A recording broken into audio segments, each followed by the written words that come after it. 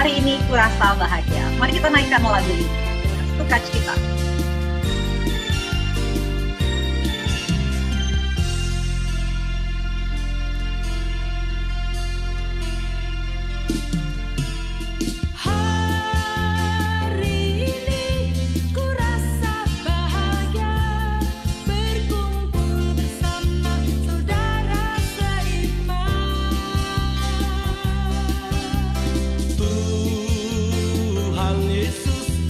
Satukan kita tanpa memandang di antara kita.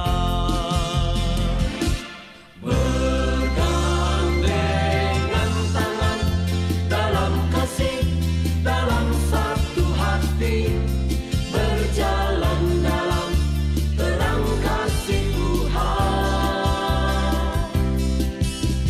Kau sahabatku, kau saudaraku, tiada yang dapat memisahkan kita. Kau sahabatku, kau saudaraku, tiada yang dapat memisahkan kita.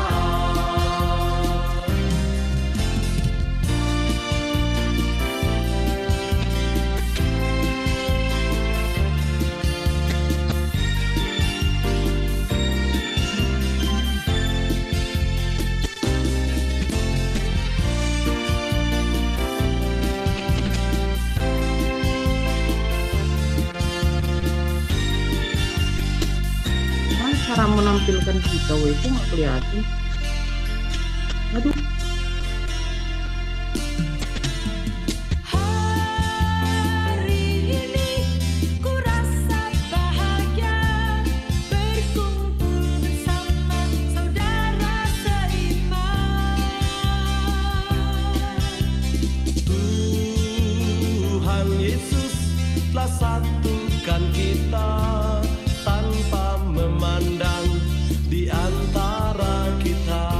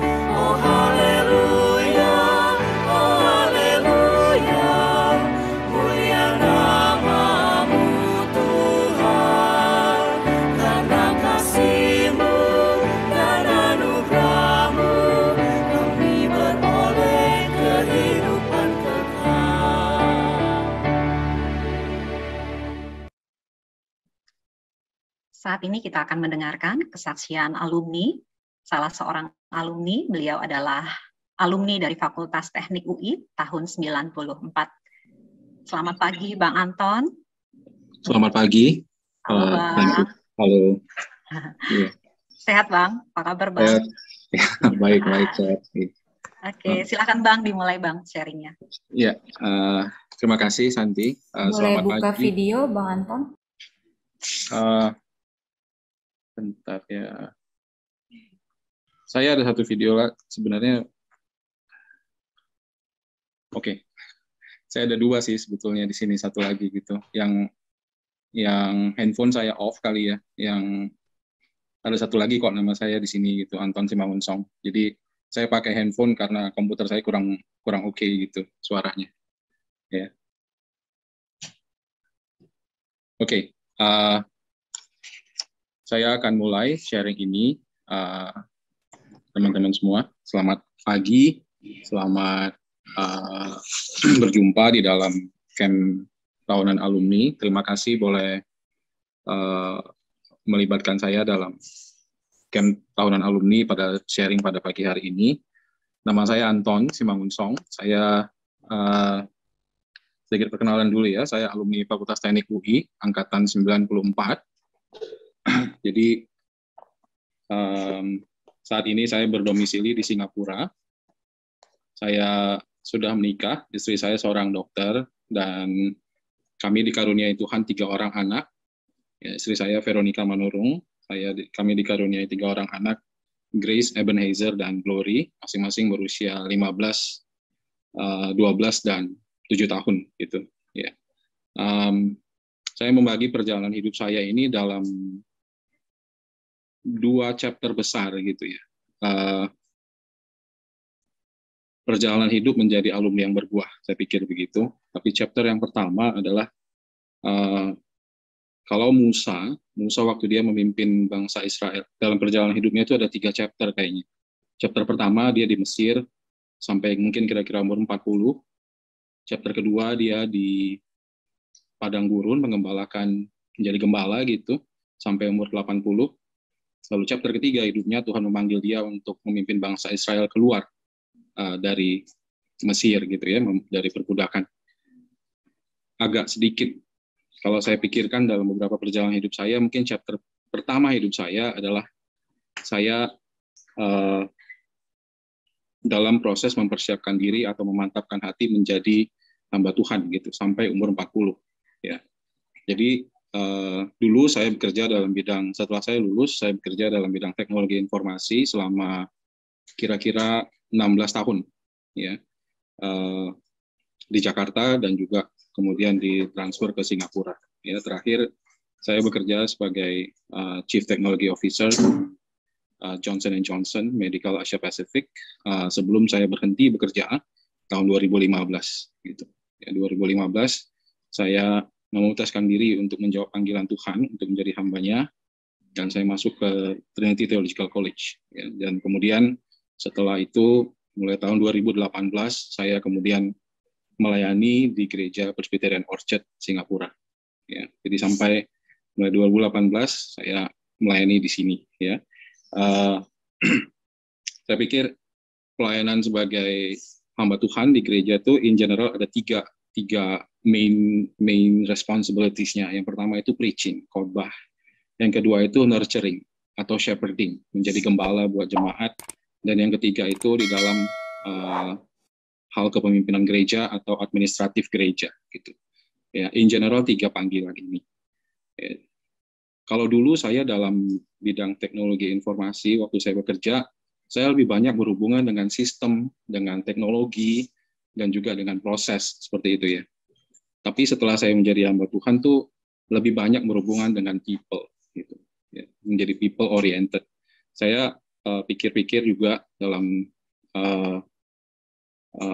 saya lebih berfokus kepada orang.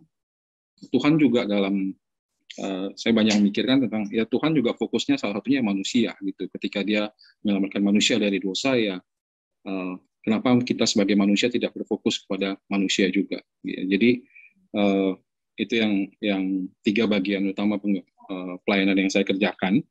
Dan saya kira dari sisi pekerjaan atau pelayanan itu tidak banyak berubah sebetulnya. Cuma sejak tahun lalu ya, saya kira sejak bulan Maret, kalau di Singapura tuh mulai membesarnya kasus ini, itu mulai bulan Maret 2020 ya sampai hari ini gitu ya.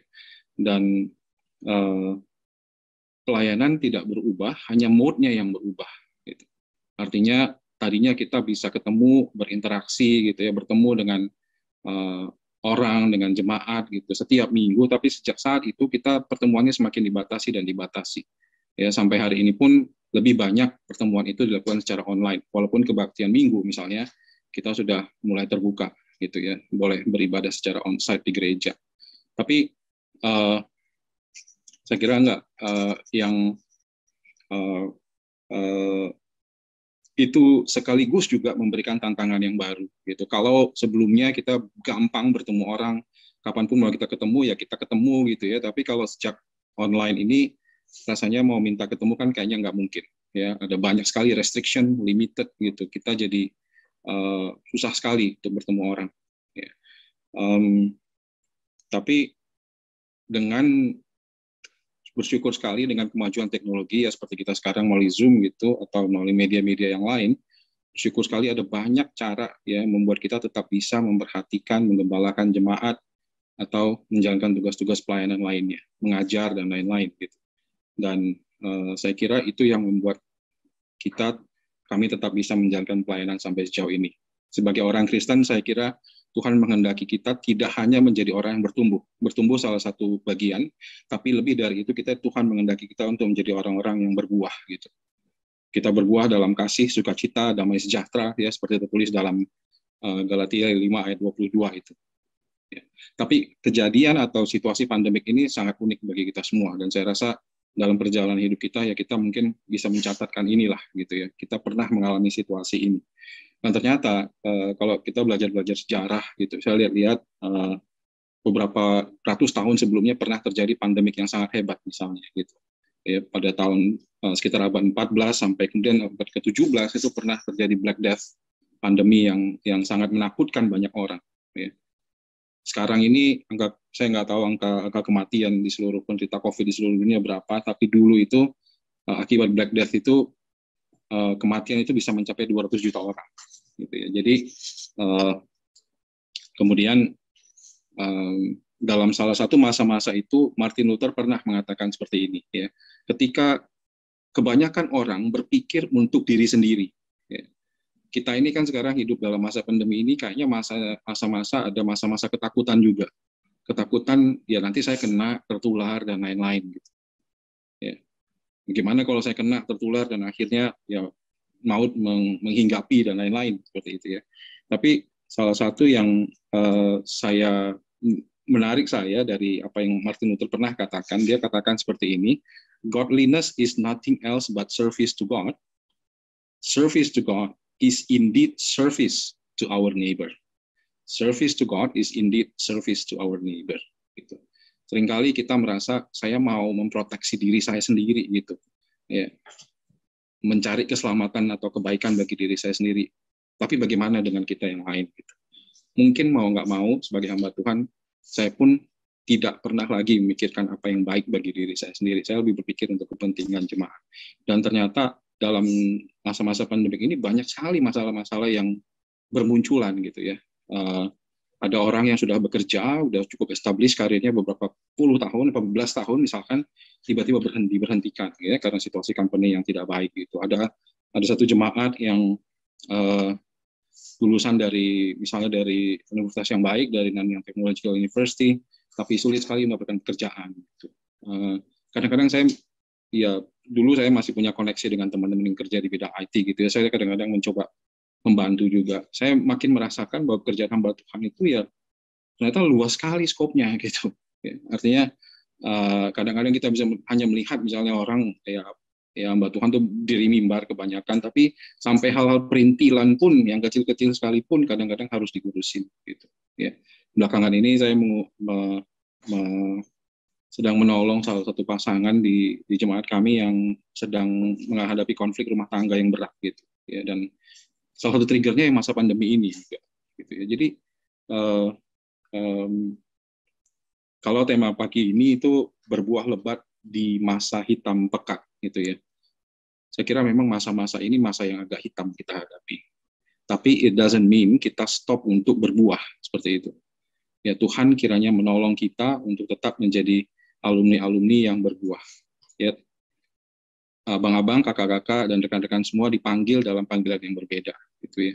Ada yang bekerja secara profesional, ada yang menjadi ibu rumah tangga, ada yang mungkin beberapa yang menjadi hamba Tuhan juga, dan lain-lain. Gitu. Kita dipanggil dalam field yang berbeda-beda. Gitu. Tapi sebagai orang Kristen, rasanya kita tetap diminta oleh Tuhan, dituntut oleh Tuhan untuk menjadi Kristen yang berbuah. Gitu.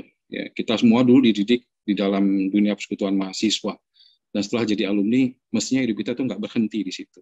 Gitu.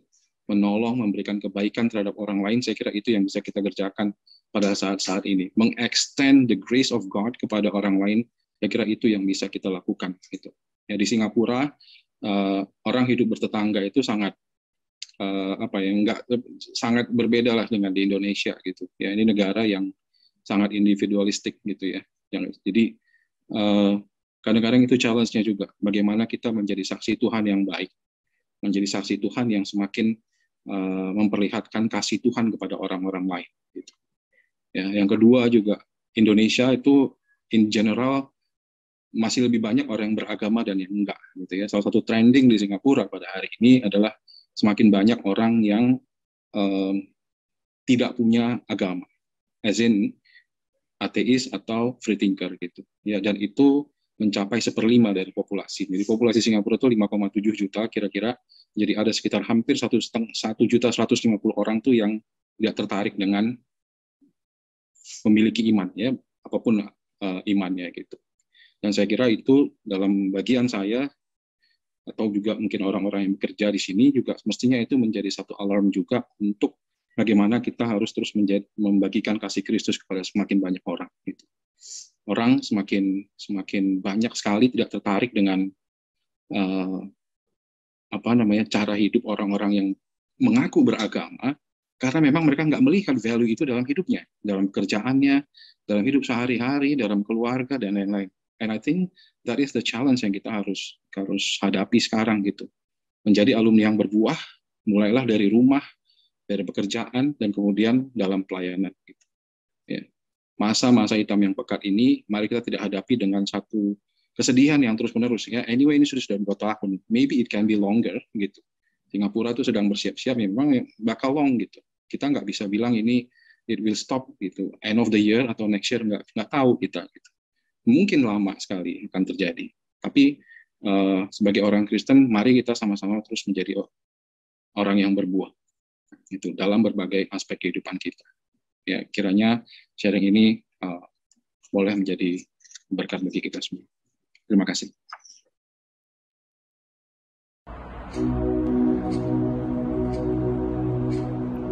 Tuhan, ku tahu tak mudah semua itu. Pertolonganmu yang ku perlu, turut firman-Mu agar aku mampu. Ku mau berakar dan bertumbuh dan berbuah dalam firman-Mu.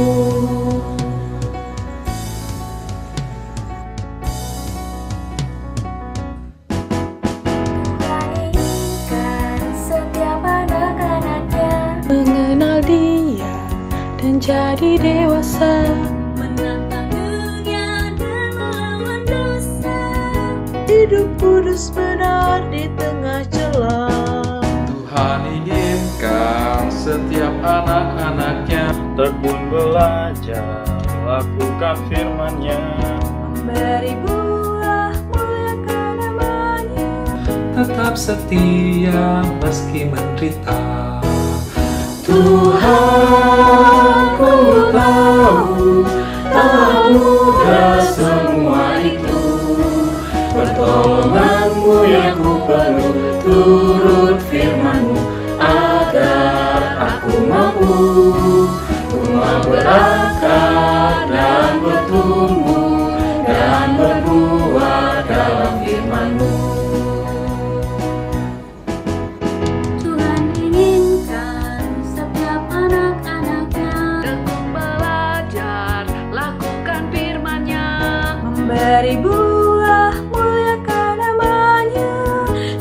setia meski menderita. Tuhan, ku tahu tak mudah semua itu. Pertolongan-Mu yang ku perlu, turut firman-Mu agar aku mampu Harapkan dan bertumbuh Dan berbuah dalam firman-Mu. Tuhan, ku tahu tak mudah semua itu. Bangunlah aku di dalam-Mu, oh batu hidup Yesus Tuhanku. Ku makin teguh oleh kuat-Mu, dalam kehendak-Mu takut diriku.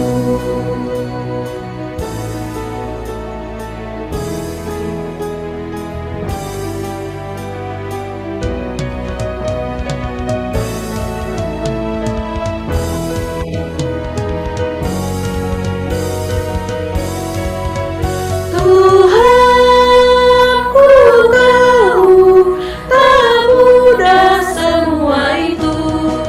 pertolongan-Mu yang ku perlu, turut firman agar aku mampu Ku mau berakar dan bertumbuh dan berbuah dalam firman-Mu.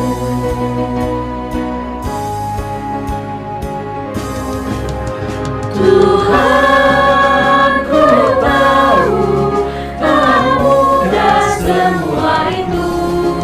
Bangunlah aku di dalam-Mu, oh batu hidup Yesus Tuhanku.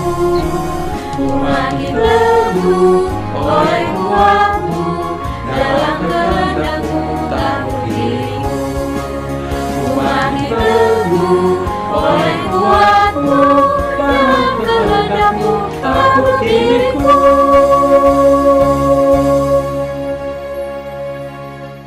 Mari kita berdoa. Bapa di surga, Tuhan Yesus yang mulia, Engkau berkata, jikalau biji gandum tidak jatuh ke tanah dan mati, dia akan tetap satu saja.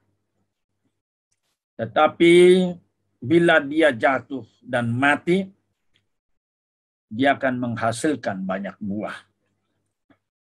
Sebenarnya Tuhan, inilah firman yang Tuhan nyatakan jelas dalam diri hamba-Mu untuk menyerahkan diri, meninggalkan semua kemegahan dunia, semua yang dikejar dunia, dan menikmatinya selama puluhan tahun ini, bahkan memasuki usia lansia ini. Ingin melihat biji gandum itu yang mati itu menghasilkan buah banyak. Karena itu Tuhan, terima kasih. Tadi malam ada sekitar 457 entry. Hari ini ada sekitar 417 entry. Salah satu daripadanya hamba-Mu Peter Yakobs, abang kami yang terkasih, boleh berbagi. Bukan berbagi teologi, sekalipun itu dimilikinya. Tapi berbagi karunia Tuhan yang sudah dialami secara kaya. Tuhan, terima kasih. Kami sangat bersyukur melihat karya Roh-Mu dalam diri Bang Peter, dalam diri Kak Andriani tadi malam, dalam diri Anton barusan, dalam diri Santi Panjaitan. Terima kasih Tuhan. Terima kasih Tuhan. Menyaksikan ini di antara sejumlah alumni hamba-Mu yang menyerahkan diri kepada perkantas hingga detik ini, merasa tidak sia-sia.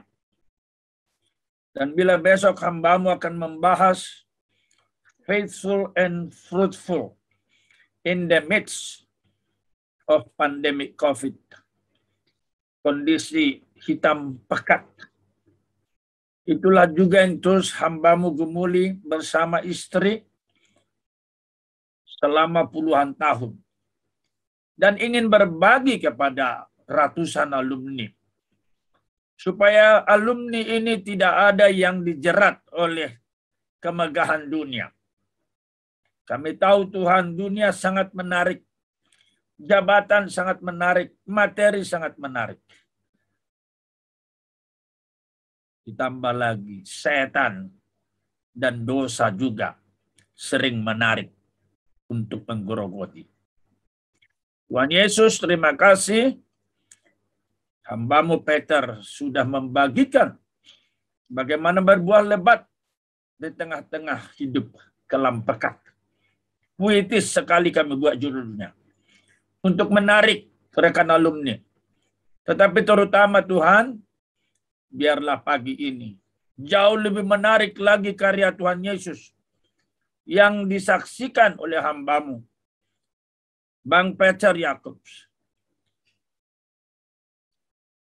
Diklimakskan tadi dengan sebuah pujian yang sangat menyentuh, mengharukan kami, di mana Tuhan yang dipuji, baik oleh Bang Peter, Kak Dewi, juga Rianda, Yosia, Yohana. Kami bersyukur Tuhan. Mereka ini pokok doa kami selama ini.